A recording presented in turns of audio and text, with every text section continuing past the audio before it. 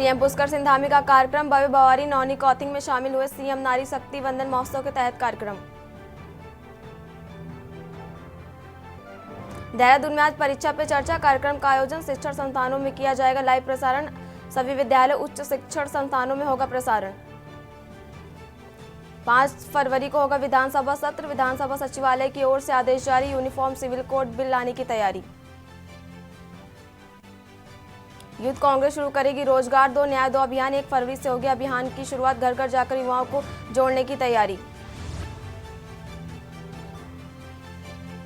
UCC के लिए विशेष सत्र बुलाने की तैयारी। मुख्यमंत्री ने कहा जल्द कमेटी सरकार को सौंप देगी ड्राफ्ट रिपोर्ट, फिर बढ़ा समिति का कार्यकाल। ठंड ने तोड़ दिया 7 वर्षों का रिकॉर्ड। अभी नहीं मिलेगी सर्दी से राहत। अभी लगातार 5 दिनों तक ऐसे ही ठंड रहने की संभावना। आप देख रहे हैं के न्यूज, खबरों का सारथी। नमस्कार, स्वागत है आपका खबर उत्तराखंड में। मैं हूं आपके साथ अविना राउत। रुक कर लेते हैं खबरों का। बर्फीली हवाओं के साथ कोहरे का असर। अभी ठंड से नहीं मिलेगी राहत। घने कोहरे का अलर्ट। लगातार 5 दिनों तक ठंड की संभावना। अभी ऐसे ही ठंड रहने की संभावना बताई जा रही है। खबर आपको देहरादून से बता दें, जहां ठंड से अभी नहीं मिलने वाली है राहत। मौसम विभाग की तरफ से 5 दिनों का अलर्ट जारी कर दिया गया है। अभी नहीं मिलने की कोई संभावना ठंड से। आपको देहरादून से खबर बता दें, जहां पर ठंड से अभी आसार नहीं मिलेंगे। जहां 5 दिनों का और अलर्ट बढ़ा दिया गया है, जहां पर ठंड से मिलने के आसार अब नहीं दिख रहे हैं।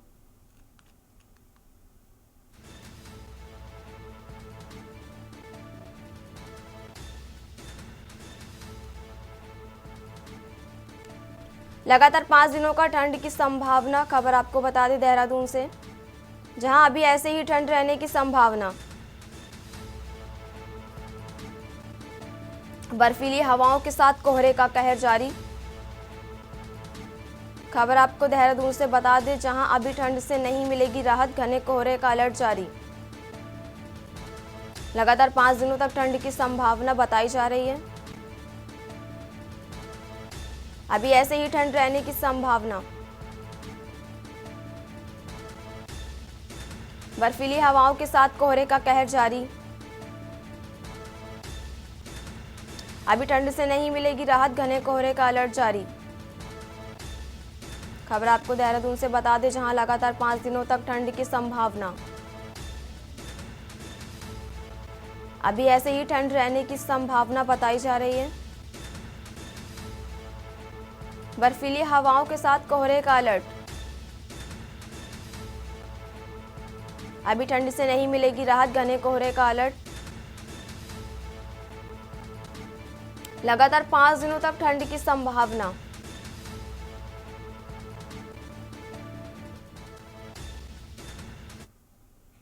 बढ़ते हैं अगली खबर की ओर। लक्सर मिड डे मील में हुए भ्रष्टाचार की खुली पोल। किसान विद्यालय इंटर कॉलेज में प्रिंसिपल पर आरोप।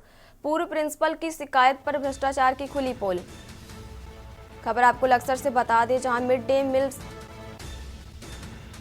किसान विद्यालय इंटर कॉलेज में प्रिंसिपल पर आरोप। अहम खबर आपको लक्सर से बता दें, जहां पूर्व प्रिंसिपल की शिकायत पर भ्रष्टाचार की खुली पोल। किसान कॉलेज की प्रिंसिपल जयप्रकाश से छीना चार्ज। किसान कॉलेज की प्रिंसिपल जयप्रकाश से छीना चार्ज। खबर आपको लक्सर से बता दें, जहां जीआईसी रुड़की के प्रिंसिपल को सौंपा गया कार्यभार। समाज शास्त्र प्रवक्ता अश्वनी कुमार को सौंपा पदभार। खबर आपको लक्सर से बता दें, जहां अपर निर्देशक ने प्रिंसिपल का ग्रेड भी किया निरस्त। मिड डे मील में हुए भ्रष्टाचार की खुली पोल।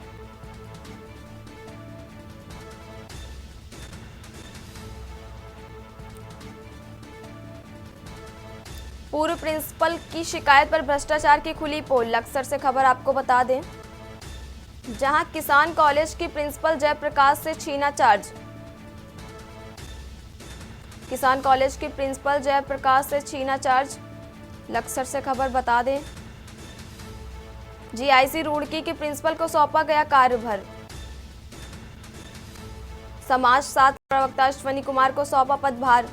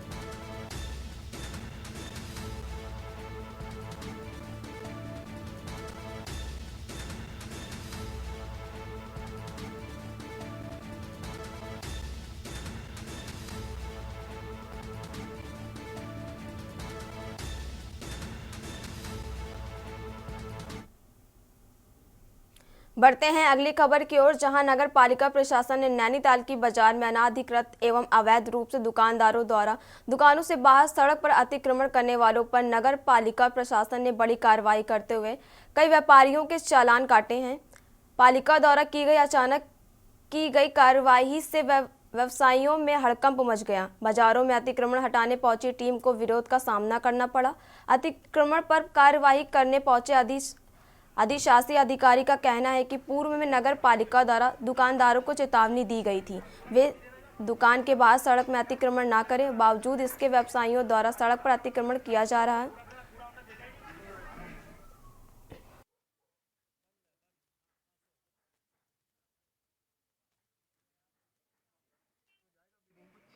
तो ये क्या करते हैं आप, ये बताइए इसका क्या काम जरूर है, फिर इसको हटा देते हैं और क्या करते हैं, फिर लगा देते हैं। ये तो आप सर यहाँ एड्रेस पता कर लीजिए, उसका निकालिए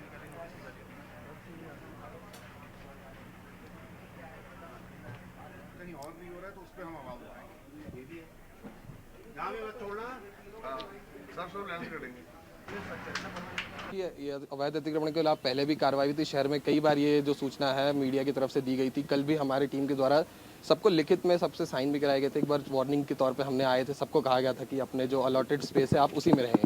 उसी क्रम में आज हम दोबारा इसी निरीक्षण में पहुंचे, इस पर चालानी कार्रवाई की जा रही थी। उसी दौरान बीच में कुछ अनटुवर्ड इंसिडेंट्स भी हुए हैं, जिसके खिलाफ हमारे कर्मचारी पे हाथ भी उठाई गई है यहाँ पे किसी एक व्यापारी द्वारा। उसके खिलाफ हमने लिखित में FIR के लिए भी थाने में दर्ज कराई है और इस तरह की घटनाएं बिल्कुल बर्दाश्त नहीं की जाएंगी। जो आपका अलॉटेड स्पेस है आप नियम के दायरे में रहे। पालिका अपने पूरे नियमों के जितनी भी प्रदत्त शक्तियां उसकी पूरी करने में सक्षम है और करेंगी भी।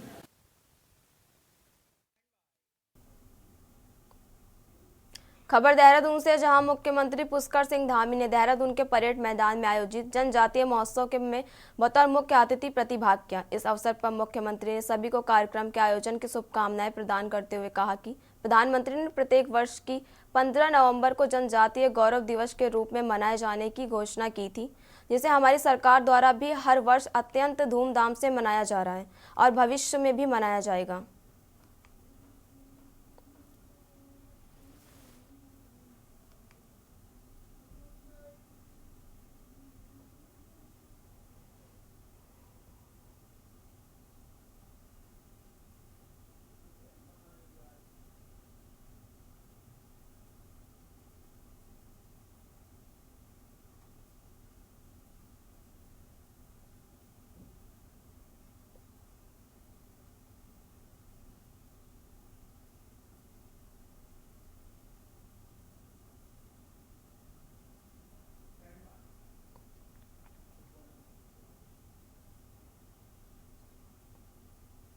गन्ना मूल्य में 20 रुपए प्रति कुंतल की बढ़ोतरी के फैसले पर किसानों ने सीएम पुष्कर धामी का सम्मान किया। सीएम आवास देहरादून स्थित मुख्य सेवक सदन में कार्यक्रम आयोजित किया। आपको बता दें कि हरिद्वार सांसद डॉक्टर रमेश पोखरियाल निशंक और पूर्व कैबिनेट मंत्री स्वामी यतीश्वरानंद के नेतृत्व में बड़ी संख्या में हरिद्वार से आए किसानों ने सीएम को हल्का मंडल जैविक गुड़ और गन्ना की भी भेंट की। उन्होंने किसानों के हित में केंद्र एवं राज्य सरकार द्वारा समय समय पर किए गए फैसलों के लिए पीएम नरेंद्र मोदी और पीएम धामी का आभार जताया।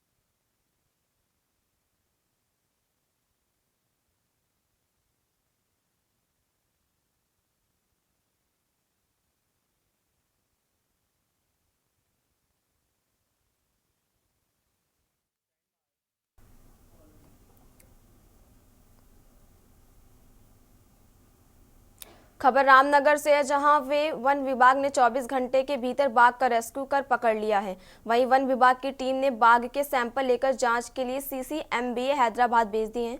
साथ ही बाघ को कॉर्बेट टाइगर रिजर्व के ठेला रेंज स्थित ढेला रेस्क्यू सेंटर में भेज दिया गया है। रामनगर वन प्रभाग के DFO दिगांत नायक ने बताया कि बीते दिन चुकुम गांव के बाघ के हमले 60 वर्षीय गोपाल राम की मौत हो गई थी।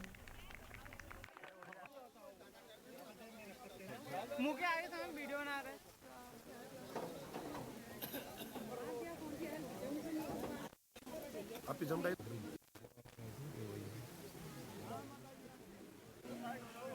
कल चुकम गांव में एक हादसा हो गया था, जो एक आदमी गोपाल राम के टाइगर ने अटैक किया था। तो उसको देखते हुए हम तुरंत कार्रवाई किए थे, वहाँ पे जो भी झाड़ी सफाई सब किए थे, और उसके साथ साथ ही हम परमिशन पिंजरे लगाने का परमिशन ले लिए थे, और वहाँ ऐसे स्ट्रैटेजिक प्लेस में पिंजरे लगा दिए थे। और आज लेट रात या सुबह में वो टाइगर वहाँ पे कैप्चर हो गया है, उस पिंजरे में, और उसको अभी ढेला रेस्क्यू सेंटर में शिफ्ट किया गया है। ये टाइगर लगभग 3 से 4 साल का मेल अडल्ट लग रहा है, सब अडल्ट लग रहा है।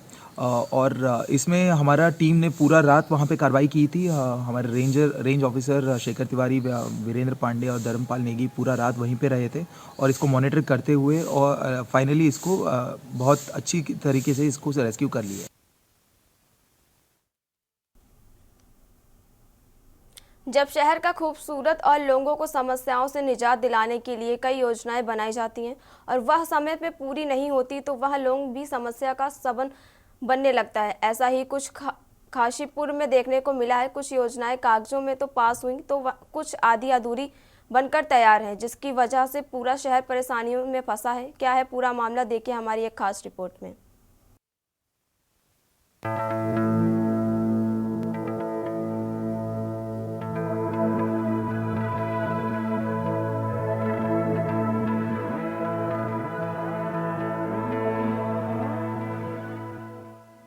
काशीपुर कुमाऊं वो शहर है जिसे यूपी और उत्तराखंड दोनों राज्यों का मुख्यमंत्री पद संभालने वाले नारायण दत्त तिवारी की कर्मस्थली माना जाता है।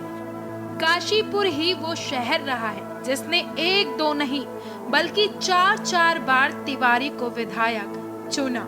तिवारी ने विधायक और मुख्यमंत्री रहते हुए काशीपुर में शिक्षण संस्थान, उद्योगों के विकास के साथ सड़कों का जाल बिछाने में कोई कसर नहीं छोड़ी, और यही वजह है कि क्षेत्र वासियों ने उन्हें नया नाम विकास पुरुष दिया है। आज हमारा देश डिजिटल इंडिया की ओर अग्रसर है। जनपद उधम सिंह नगर के शहर काशीपुर में जनता की जन समस्या जी का जंजाल बन चुकी है। विकास की तमाम योजनाएं बनाने और उनका जनता को लाभ जल्दी से जल्दी मिले, इसके लिए तमाम दावे और प्रयास किए जाते रहे हैं, लेकिन काशीपुर में लेट लतीफी, अफसरों और जनप्रतिनिधियों की अनदेखी व समुचित कार्यवाही न होने की वजह से विकास की कई योजनाएं मानो सफेद हाथी सी बनकर रह गई हैं। लोग अब पूछते हैं कि इन योजनाओं का लाभ आखिर कब मिलेगा। शहर में बाजपुर रोड और रामनगर रोड पर 2 रेलवे ओवरब्रिज साल 2017 में बनने शुरू हुए थे। उसी समय ये दावा किया गया था कि 2 साल में दोनों रेलवे ओवरब्रिज तैयार हो जाएंगे और जनता को इनका भरपूर लाभ मिलेगा। वर्ष 2024 शुरू हो गया, लेकिन एक भी रेलवे ओवरब्रिज अब तक बनकर तैयार नहीं हुआ है। हालांकि अब काम शुरू हो गया है और दावा ये भी है कि अगले महीने तक ये पुल बन जाएगा। नगर निगम की ओर से शहर में 5 पार्कों का विकास कर उनमें 5 महापुरुषों की प्रतिमाएं लगाने की योजना भी लंबे समय से लंबित है। निवर्तमान मेयर उषा चौधरी ने दावा किया था कि कार्यकाल पूरा होने से पहले इन पार्कों का सौंदर्यीकरण, इनमें अटल बिहारी वाजपेयी, नारायण दत्त तिवारी, डॉक्टर भीमराव अंबेडकर, दीनदयाल उपाध्याय और स्वामी विवेकानंद सरस्वती की प्रतिमाएं लगाई जाएंगी। शहर की लाइफलाइन समझी जाने वाली लक्ष्मीपुर माइनर की सड़क बनाने और द्रोड़ माइनर पर डबल लेन सड़क बनाने की योजना काफी समय पहले से पास हो चुकी है। शासन की तरफ से बजट भी आवंटित कर दिया गया है, लेकिन अधिकारियों के तमाम दौरे और निरीक्षण के बाद भी अब तक काम शुरू नहीं हो पाया। अधिकारियों को बार बार ज्ञापन देकर लोग इन कामों को लेकर जल्द शुरू करने की मांग करते रहे हैं, लेकिन काम कब पूरे होंगे ये किसी को पता नहीं, ना ही इसका कोई जवाब दे पा रहा है। घर घर तक पानी के कनेक्शन देकर समस्या का निस्तारण करने के लिए शुरू की गई अमृत योजना भी अधर में लटकी हुई है। ये योजना जल संस्थान और जल निगम दोनों इकाइयों को अपने अपने कार्यक्षेत्र में बताकर पूरी करनी थी, लेकिन दोनों का ही काम अधूरा है। कहीं पाइपलाइन बीच में है तो कहीं कनेक्शन जोड़े जाने की बात सामने आ रही है। कई जगह तो खोदी हुई सड़क की मरम्मत होनी है।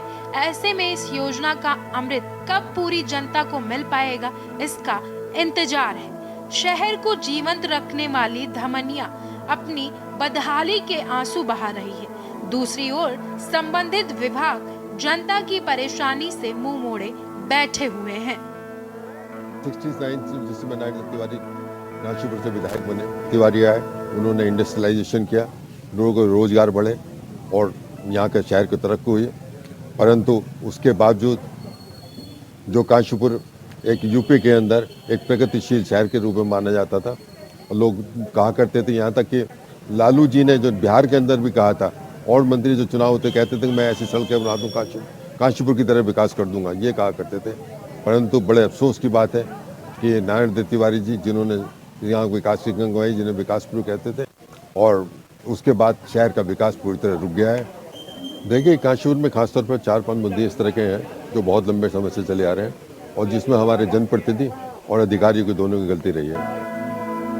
वहीं अब कांग्रेस भी डबल इंजन सरकार पर चुटकी लेने से चूक नहीं रही है। कांग्रेसी नेत्री अलका पाल ने कांग्रेस के पूर्व मुख्यमंत्री एनडी तिवारी के द्वारा काशीपुर में दिए गए उद्योग और विकास को गिनवाते हुए कहा कि अब डबल इंजन की सरकार विकास करने में फेल साबित हो रही है। काशीपुर विकास के नाम पर सबसे पीछे पायदान पर है। एनडी तिवारी के टाइम काशीपुर सबसे आगे हुआ करता था। कहे जाने वाले एनडी तिवारी जी ने इस काशीपुर शहर को क्या नहीं दिया। Sugar mill, spinning mill, design centre, यहाँ पर जो कॉलेज है और अस्पताल हैं, तमाम सारे IIM, IIT, महिला IIT, तमाम सारे, और सबसे बड़ा उनका इस क्षेत्र के लिए अगर मैं योगदान समझती हूँ, सिडकुल की स्थापना की। काशीपुर जिस तरह उपेक्षा का शिकार है और भाजपा की डबल इंजन की सरकार में जितनी योजनाएं काशीपुर के हिस्से में आनी थी, चाहे वो अमृत जल योजना हो और 5-5 महापुरुषों की अलग अलग स्थानों पर अलग अलग पार्कों में मूर्ति लगने की योजना हो, लक्ष्मणपुर माइनर को जिसको प्रस्तावित जो योजना थी उसको बजट भी आवंटित हो चुका है, लेकिन सरकारों की उपेक्षा के कारण अभी तक उसका कार्य प्रारंभ नहीं हो पाया है। शहर को खूबसूरत बनाने के लिए और लोगों को समस्याओं से निजात दिलाने के लिए कागजों में तो कई योजनाएं बनाई गई, लेकिन धरातल पर कुछ योजनाएं अधर में हैं, तो कुछ के काम अभी तक शुरू नहीं हुए हैं। अपने आप में गहरा इतिहास रखने वाली काशीपुर की भूमि अधिकारियों और जनप्रतिनिधियों की लापरवाही से बदसूरत बनती जा रही है। ऐसे में देखने वाली बात ये होगी कि आखिर कब तक कागजी योजनाएं धरातल पर तैयार होती हैं। उधम सिंह से के न्यूज के लिए अजहर मलिक की रिपोर्ट। खबर उत्तराखंड में फिलहाल इतना ही। मुझे दीजिए इजाजत। देखते रहिए के न्यूज इंडिया। नमस्कार। आप देख रहे हैं के न्यूज, खबरों का सारथी।